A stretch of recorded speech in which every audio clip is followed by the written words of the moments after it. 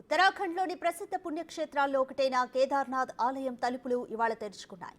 ప్రత్యేక పూజలు చేసి వేద పండితులు ఉదయం 7 గంటలకు ఆలయ ప్రధాన తలుపులను తెరిచారు. ఉత్తరాఖండ్ సీఎం పుష్కర్ సింగ్ ధామీ కుటుంబంతో కలిసి తొలి పూజలో పాల్గొన్నారు. 12 జ్యోతిర్లింగాల్లో కేదార్నాథ్ ఆలయం కూడా ఒకటి. చార్ధామ్ యాత్రలో భాగంగా భక్తులు కేదార్నాథ్ ఆలయాన్ని సందర్శిస్తారు.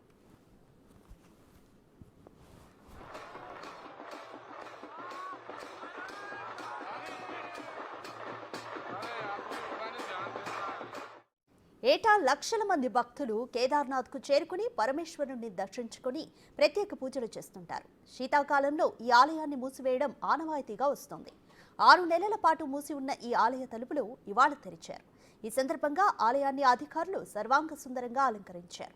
సుమారు 40 క్వింటాళ్ల పూలతో అందంగా ముస్తాబు చేశారు.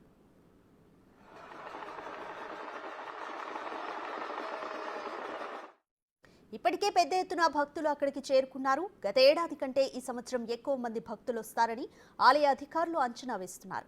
ఇక గంగోత్రి ఆలయం మాత్రం మధ్యాహ్నం 12:20 తెరుచుకోనుంది. అటు బద్రీనాథ్ ఆలయాన్ని ఈ నెల 12న తెరవనున్నారు.